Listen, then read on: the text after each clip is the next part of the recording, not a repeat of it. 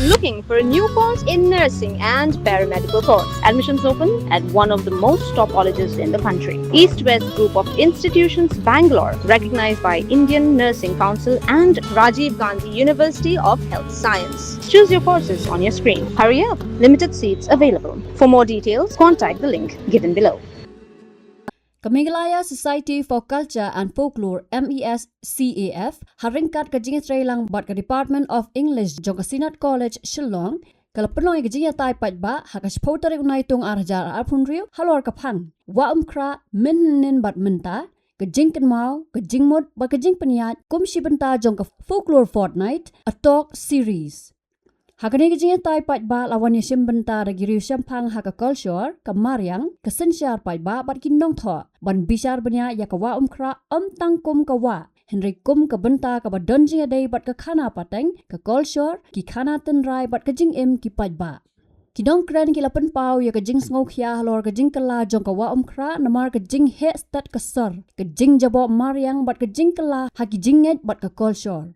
Kira banjuru ya kajing don kam ban wanra ya ki sin jam ki ban ne ban Pynkhiah pat ya kawa lingba ka jing trai lang jong ka emlang sa lang bat kajing buram ya kajing tip tenrai. Ya kani kajing lang lapanya da ka Dr. Ellerin Dingdo bat kinong yashim benta ki kentop ya ka Professor Esther Im ka nong tho bapau khmat bat Professor Balashong That na ka Department of English Nihu u Professor Desmond L. Karmau Plang Professor ha ka Department of Cultural and Creative Studies ka Kong Patricia Mukim Editor Shillong Times uba Wanshan Borg R. Kharkrang u He Officer ka Meghalaya State Pollution Control Board paruba Matthew Makdo MDC Shuse ha KHADC nalor ki samla pulie ki nawat bnya bat kiwe Hakaniga program la wan banishim bentaru da ki riu shimat ki blok khot kerpang na ka Meghalaya Age Limited but Department of Arts and Culture ka Sarkar Jilla. I'm giving the Umkhrah voice when I write the book.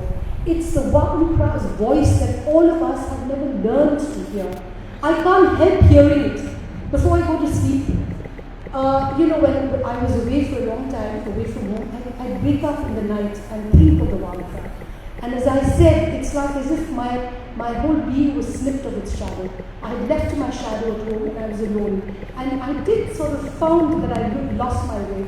And it's very interesting that this is something that came down from my grandmother, from my father, and this is something that seems to be passing on to my grandson. He gets up in the morning and when it rains, he says, "Oh, Umkhrah, even the shadow." When it rains, it becomes very, very muddy. My story is trying to come up with, does the water allow itself to be managed? Does the Umkhrah allow itself to be managed? Because what happens is, when we only consider the Umkhrah in its own entity, we forget that we are part of this vast speaking universe. We've lost sight of the speaking universe in which, I remember a story. Do I have more time? Okay. So we have, we know that in the forest, the roots of the trees sort of speak to each other and sort of pass food onto each other and talk to each other. Now, when we talk about the river, we must understand that the river is part of a larger ecosystem. The forests, the stories, the caves, the entire ecosystem is part of the Umkhrah. So when we talk about the Umkhrah, it's not only about the Wa, it's the discourse around the Wa. It's the whole body that surrounds the Wa, which is also now Pali, which is also the forest, which is also water, which is also the myth and the law that we find surrounding, embedded within what is Umkhrah. In the Khasi worldview, a river was never just water. It is a living participant, a moral authority, inhabited by spirits, that inspire both fear and awe. So these myths weren't just stories. So my question is the degradation of the Umkhrah actually a form of cultural parasite? And why is it necessary for us to save the river, not just for the fish and other living creatures there, but also to save the very conscience of the Khasi people? Rivers are spiritual. Rivers are spiritual entities, and they are given complete identification with human forms. I still remember I'm very glad that Ian is here. Ian Sir is here. I happened to meet the grand old lady of Shillong, late Sir Swear, maybe a couple of years before she passed away. And she said, she made this profoundly significant remark saying, I am the Umkhrah. I mean, that completely threw me, because here we have an example of a woman, a lady, who identifies herself completely with the water, with the Umkhrah. And she regaled me and a couple of other people who were there with stories about, there were orchards that were there on the banks of the Umkhrah River. People used to go there to recreate themselves, picnic, and like I was, telling Patricia, for us growing up in Umkhrah, the closest that we got to the river was the headway of the Umkhrah, that is called Umkhrah. And going there meant, a full day, where you picnic at the banks of the river and you wash clothes. And another very important activity was Kyrwoh.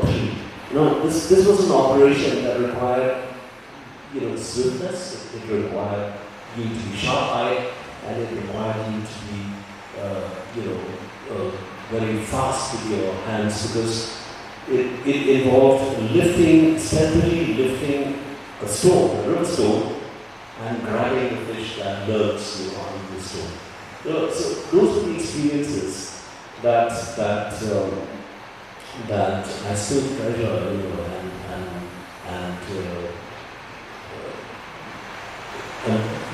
and also the fact that being brought up at Umkhrah in a locality called Kolshor, which is quite close to Meghalaya.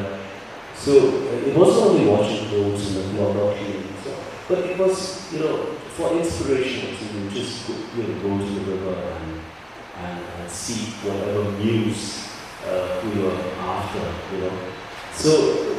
So it was all these experiences that I had as a boy growing up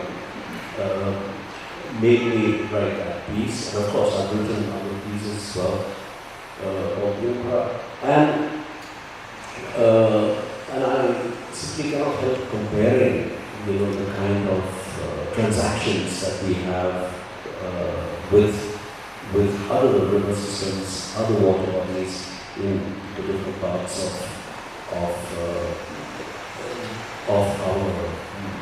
the Khasi. For instance, through our own research experiences. What meaning do we attribute to ourselves for turning the river into a sewage dump? I can tell you what all we recover from the river. And we're cleaning the tributary of the Umkhrah, which is the Umkhrah. You know what we find there? Sound boxes, cloaks, jackets, pants, and everything under the sun, including a lot of liquor bottles. Anshan, please take note, because the other day when we were cleaning, one of our guys, despite the bamboo, he was wrapped with a bottle. So that's why I cannot romance the river anymore. I cannot romance the river. I have to write angry pieces of the real situation on the ground. So I'm asking myself, and I'm asking others in this room, and anyone else who cares to listen, are we really emotionally and spiritually still connected to our rivers? Let's ask ourselves that. When was the last time you went and waded in the Umkhrah? I don't think you'd want to do that now, would you? Because about 3-4 years ago, it was reported that it was one of the most polluted rivers, with a lot of fecal matter, to be more precise. I mean, how? When I was a little child, I think I was about 5 or 6, my uncle took me to the Umkhrah, and it so happened that at that time the river flowed very fast. So I was sitting there wash my hands, and the river carried me. And I thought this was the end of my real head. Then my uncle rushed in, pulled me back. And our memories of the river are always so nostalgic because we go to the river to pick water, to bring water. We didn't have tap water for the longest time. We would go down the river in my part of the area where I was living, which is also a tributary of the Umkhrah. We had the we call it. So we would go there, pick water from the Shillong and wash our clothes and then come back. It was a very joyful night, and for us an outing meant boys and girls from the locality getting together, only carrying packed lunch, nothing at all, only rice and salt, and then you would pick pick fish from the Pynkhiah and heat it over the fire and have that. So that was, or rather those were the memories we carry today, but those memories will not enable me to write a poem now because every 2 weeks we are in the river cleaning and cleaning and cleaning. When we arrive there, our heart sings. And we have students from Khana asking me, Miss, why do people do this? When will we ever become clean again? And I have no answers because I think our hearts are hardened. And if we talk about culture, I don't know whether there is anything like of our connect to nature. Then there is also this book produced by Synod College themselves many years ago. It's called Climate Change, Environmental Impact, Human Ethics in Question. Even then, the question of ethics was raised. Ethics in terms of our connect with the river. And the river is supposed to be life. It's supposed to be life-giving. So now I find it very, humorous, or that the government has a huge scheme to clean up the riverfront, but is doing nothing about the apparatus of the Umkhrah. The reason why we stuck to Umkhrah is because we thought before all that garbage enters the Umkhrah, we will stop it there. We will bring it out. But without taking care of the tributaries, how are you going to clean and green up the riverfront? So I have many more questions than statements to make, and I'll stop here anyway. So, Wan Shan is the representative for the management bit. I know you have the most difficult job in the state. It's not nice to be called to work at the pollution control board. Pollution control sounds like you have the pollution under control. You actually have no control over the pollution. It's taking over you. So as a senior environmental engineer, he's a man we ask to fix what we often break, isn't it? After we've messed it up. My question is this: why is it so incredibly hard for the board to achieve anything that actually lasts beyond the laboratory reports, beyond the fines and beyond the legal notices? What has the MSPCB actually done to change the fate of the rivers, or this particular river, since we're speaking about Umkhrah? Thank you, Edwin. Before I get to what you asked me, I can see you need to include more people in your secret society for them to write more. You will not be in there, part of the pollution control. I love reading articles, and I make sure my mom, whenever you write, I share with her. And it's really it's amazing to be able to put in words more from a satire and more from people who understand a bit of humor, but then the impact is there, no doubt. Okay, and coming to the point, what the board is. Before I reach to that, let us reflect a little bit on the memories. Umkhrah, as such, is something that I grew up when I stayed in Umkhrah, And this is just about 40 years back. I still remember, before the Giant Stadium came up, and I don't know how many of you know about this, and I learned from Badani. In fact, the Umkhrah River, the course got changed just to accommodate the race course. And the most interesting fact is that that area where the Giant Stadium has come up, that actually became a wetland. And from the environment and ecology aspect, a wetland is very essential actually for water body.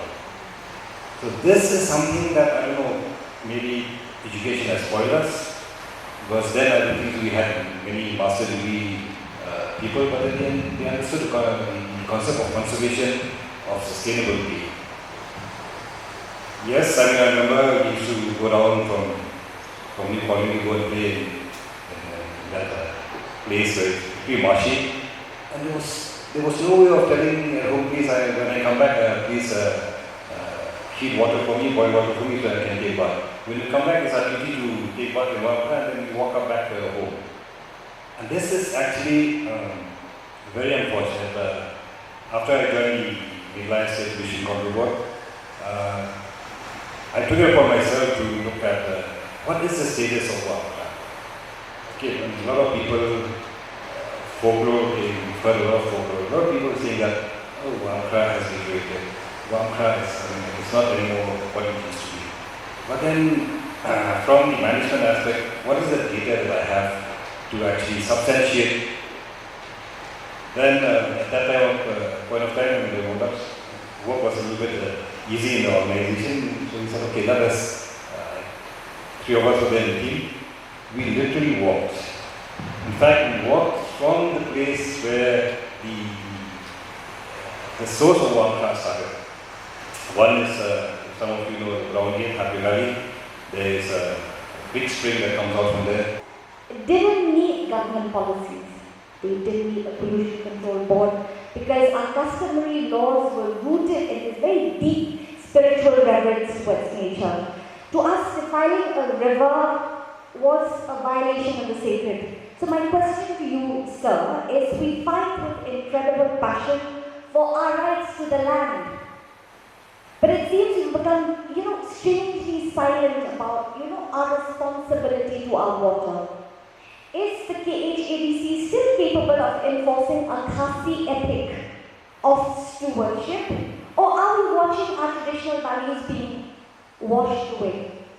Coming back to the topic of the panel discussion, when I listen to the narratives of the heavyweights, as you told, we could see the clear picture of the Umkhrah. Actually, I was not born here. Actually, I'm from Kyrwoh. So we have not seen a lot about the den of Umkhrah. But we have heard a lot of story from our mother, from our grandfather. Actually, my grandfather stayed in Kolshor. Once upon a time, I used to be there with him, and we had because why I say that, because they are being built on the foundation to manage land and water together through the consensus rather than command. This is not an old story. Actually, I have studied one sociological bulletin. That study is being conducted in 2 villages in this castles to understand the strong social trust of the village Darbar. And after the studies, we find that this strong social trust is still there. So they found out that the Darbar still manage the land, still manage the water, so on and so forth. So I would like to say that our system is not broken by design. It is underused where we have stopped relying on it. So when we talk about the Umkhrah is, I don't know if Pak Katran, please correct me if I'm wrong, is being listed as on the India's list of number 45, I think. as the most polluted river in India.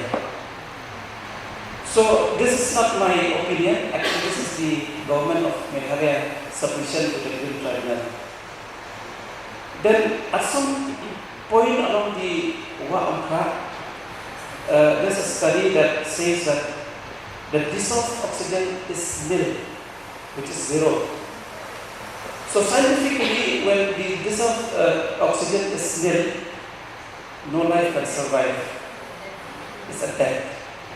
Hakapapan kot ya kajing atai ki nongkran baro ki la menjor ba kajing pen imbiang ya ka wa Umkhrah kam dai tang ka kam ram jong ka sarkar hinrei ka de kajing kit clear jong wei po wei udong song snong bar ki la banjor ru ba dai ling ba ka jing trei lang ka jing burom ya ka Kolshor bat ka mariang bar kajing pen sngo tho ya ki samla Pateng banwan an la ban pen ne pen sa bat ban Pynkhiah biang ya ka wa Umkhrah.